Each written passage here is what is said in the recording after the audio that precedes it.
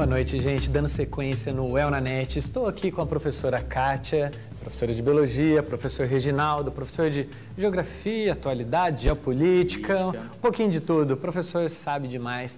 Gente, não perca essa aula de hoje, é um espetáculo. Professor Reginaldo, boa noite, tudo bom? Boa noite, Kátia. Boa noite. Professor, se a gente fosse olhar para a prova da UEL, assim, é uma análise geral. Antigamente, as questões eram decorar capitais, decorar relevo, decorar clima, massa tropical, massa equatorial, continental, atlântica. Era aquela coisa, era uma parte de memorização. Hoje parece que as questões não ficam simplesmente na parte da memorização. Tem que ter também a memorização, mas para interpretar e solucionar os problemas que a gente vive. Uma análise da prova da UEL. Qual é a característica geral da prova da UEL, professor? Então, Vinícius, eu costumo dizer para os alunos o seguinte: a prova da UEL, na parte de geografia, ela não tem um padrão. Até a gente costuma brincar que, dependendo do ano, é uma caixinha de surpresas. Então, o aluno ele tem que estar preparado para tudo. Isso que você falou, né, de decorar, que é o conhecimento descritivo, realmente, né, ele tem ficado cada vez mais para trás. É uma geografia que data dos anos 70, dos anos 80, alguma coisa dos anos 90. Então, a tendência, não só o UEL, mas outros vestibulares também, é que o conhecimento ele seja muito mais dinâmico, né, muito mais interpretativo em relação aos fenômenos que têm acontecido na atualidade ou mesmo no contexto histórico relativamente recente. Então, é importante, né, que os alunos saibam a respeito dos aspectos físicos, dos aspectos econômicos, dos aspectos sociais, porque a geografia ela tem uma característica. Ela é uma ciência que, assim como a Kátia colocou também, né, muito bem colocado, e a geografia também não é diferente, tem que ter uma visão global, né, uma visão do todo. Você não pode só trabalhar com caixinhas separadas, né, gavetinhas separadas. Então, a UEL, lógico, né, tem questões que ainda tratam do conhecimento mais descritivo, mas ela tem trazido também questões assim bastante dinâmicas, bastante atualizadas e bastante interpretativas. Maravilha. Professora Kátia, na parte de biologia parece que antigamente, eu lembro, eu tinha que lembrar, memorizar as organelas, né? Sim, mas ainda tem, né? Só que agora está dentro de todo um mais contexto, a fundo, né? A função dela, a parte fisiológica, tem que saber. Os problemas que vão levar. A prova da UEL também, na parte de biologia, também ela mudou um pouquinho, né? Tudo, né? Todas as nossas provas de vestibulares do Brasil mudaram. Agora o aluno ele tem que ter uma visão mais global, são provas interdisciplinares, transdisciplinares, mudou, né? Porque eu acho que a cabeça das pessoas também mudou, ficou muito mais globalizada, né? Sim, a prova ela tem bastante a característica parecida com a prova do Enem. Não é? Essa prova, se a gente for analisar, um pouquinho diferente, vamos lembrar as questões da UEL, na primeira fase 60 questões de conhecimentos gerais. Nessa prova vai cair bastante da parte de humanas, ciências humanas, cai uma quantidade muito grande de questões, né? Aí o professor fica feliz, né? Sem as aulas do professor fica difícil resolver a prova. A gente fica feliz e o que a Kátia colocou é importante, né, a respeito da interdisciplinaridade. Então, tem algumas questões da UEL, principalmente na área de humanas, que não tem uma disciplina que seja dona da questão. Então, o conhecimento de várias disciplinas, né, de várias ciências, acaba colaborando, acaba contribuindo para que o aluno resolva uma determinada questão. Eu fiz até um levantamento, Vinícius, dos últimos 3 vestibulares, né, do que caiu, quais as questões, quais os temas que foram abordados.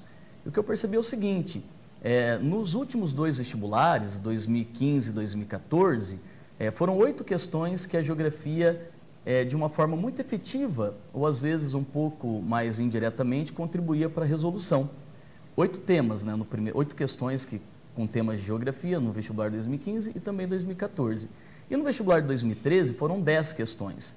Então, é uma média que tem caído aí da parte de geografia. Mas lembrando, não é a única disciplina que pode ser utilizado para responder uma determinada questão, né? Na área de humanas existe essa interdisciplinaridade. 1/6 da prova geografia, que maravilha. E a geografia contribui. A prioridade é geopolítica, geografia do Brasil, geografia geral, conflitos, o que tem caído na prova? Dá para chegar a esse... Não tem um padrão essa prova da UEL, uma regularidade? Existe? Eu comecei aqui colocando que não tem um padrão. Mas existem alguns temas que são recorrentes da parte de geografia. Então, o que o aluno tem que focar, né, que é bem provável que caia, é a parte de geologia, a parte de urbanização e a parte de demografia. E aproveitando que a professora Kátia está com a gente aqui, a parte de biomas, a parte de fitogeografia, ela inclusive caiu, né, no último vestibular, falando da caatinga, mata com araucária, se eu não me engano, e é um conhecimento que não é da geografia, não é da biologia, é um conhecimento de ambas as ciências.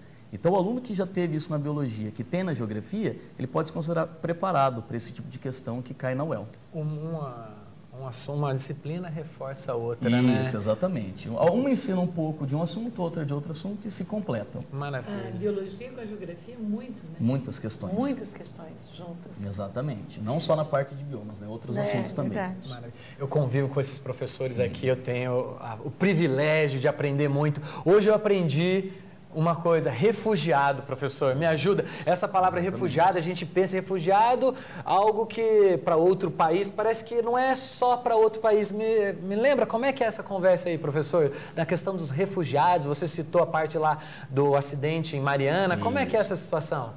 Porque na verdade é um tema que está em evidência, tanto no Brasil quanto no exterior.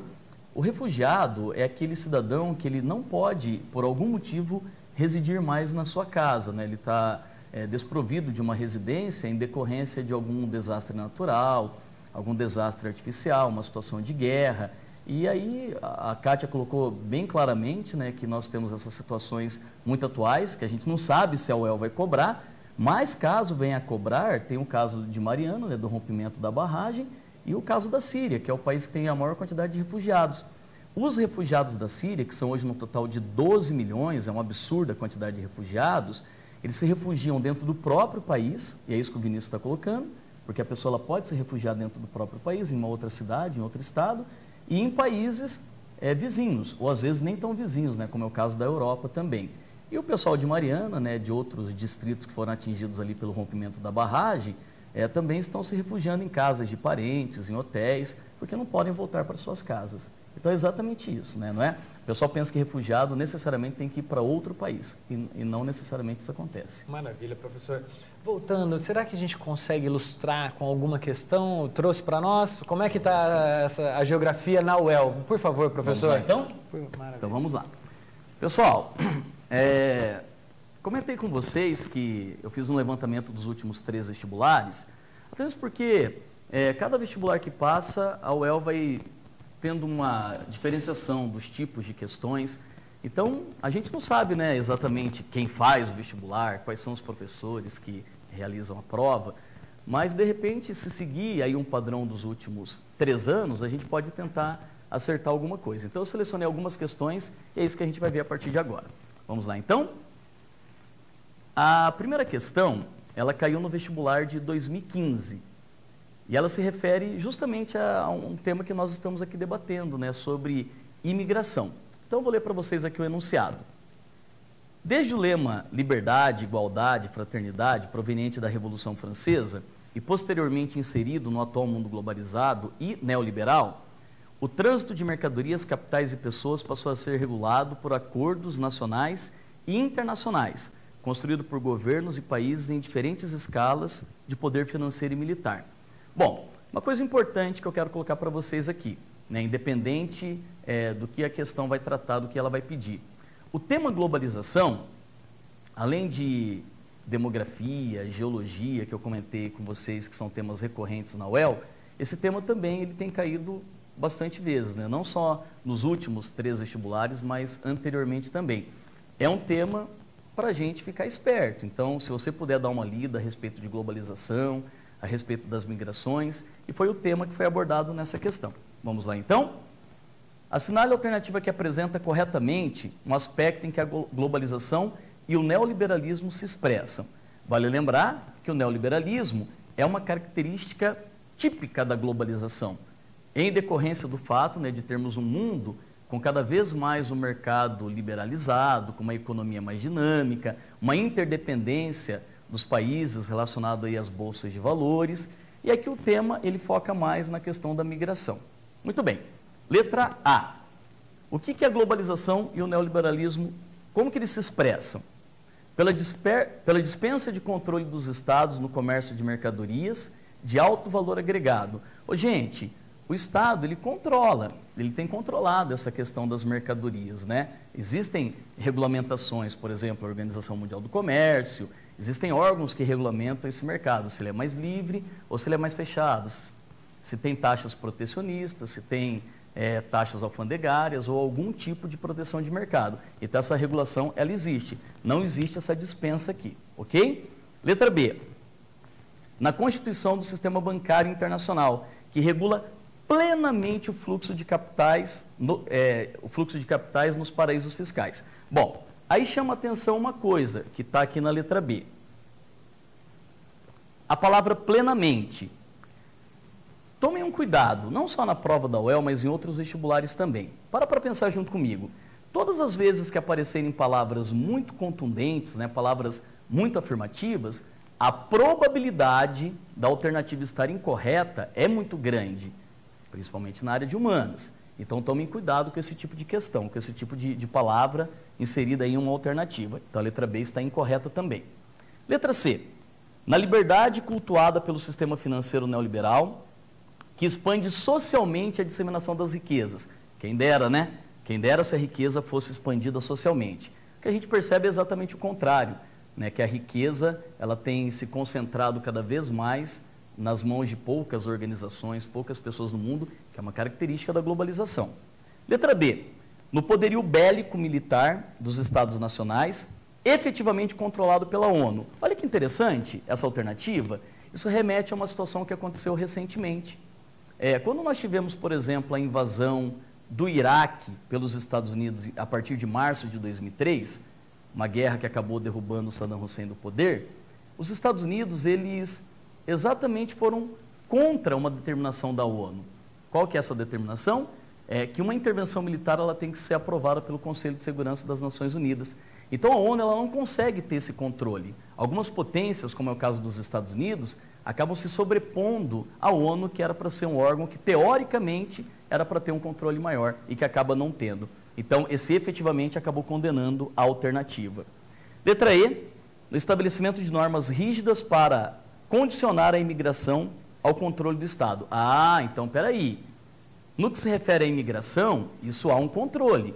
Então, a gente até costuma dizer, né, com essa onda migratória que tem acontecido no Mediterrâneo, muitos deles são os chamados imigrantes indesejados, que a Europa não quer receber.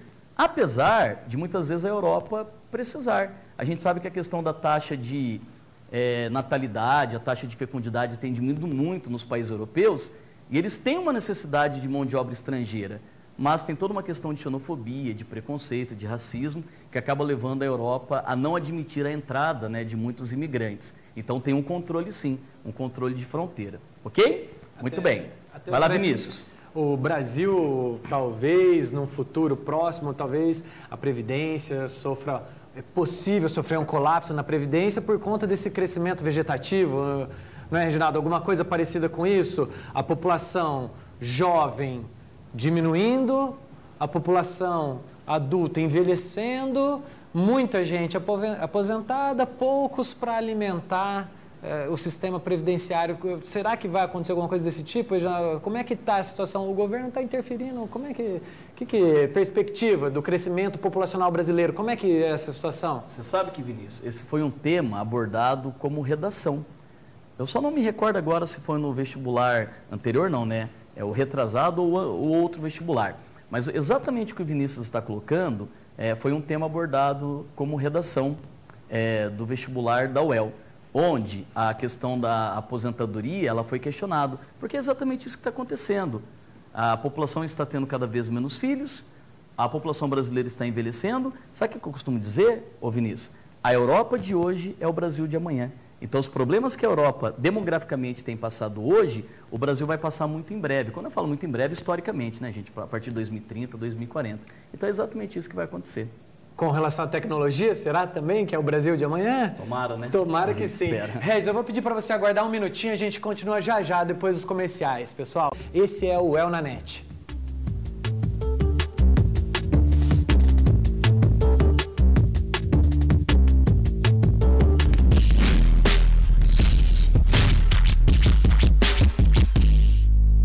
Todo pai quer a melhor educação para o seu filho, certo? O Colégio Londrinense sabe disso e oferece soluções de qualidade para cada fase da vida do aluno. Na educação infantil, experiência e acolhimento. No fundamental, estímulo e organização para os estudos. No ensino médio, autonomia intelectual para fazer escolhas. E no pré-vestibular, preparação e resultados. Conheça as soluções do Colégio Londrinense que levam a uma educação de excelência. Venha nos visitar. Matrículas abertas. Informações qualidadelondrinense.com.br. Em que 0,7 vezes 0,7 é igual a 0,49, ok?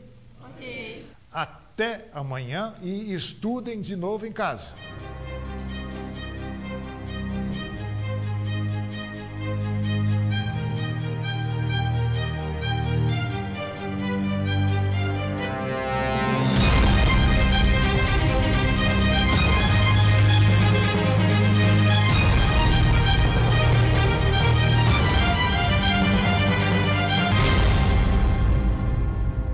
Smart Anglo, curso preparatório pré-vestibular.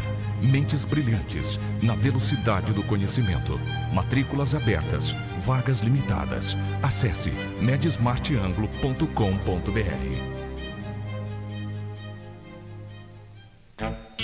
Unifil EAD, o mais novo show de conhecimento e tecnologia. Ensino à distância com a mesma qualidade de uma das melhores universidades do Brasil na avaliação do MEC. Você tem 24 horas de conhecimento na melhor plataforma do Brasil. Cursos superiores de graduação, pós-graduação e MBA. Cursos técnicos de capacitação e também temas livres. Unifil EAD. Você pode mover seu futuro. Quer fazer um ensino médio forte para depois se dar bem no Enem e entrar nas melhores universidades do Brasil? Conheça Ensino Médio Fortíssimo Anglo-Londrinense. Uma escola com a força do leão. Acesse anglolondrinense.com.br. Para mais informações, 3375-7555.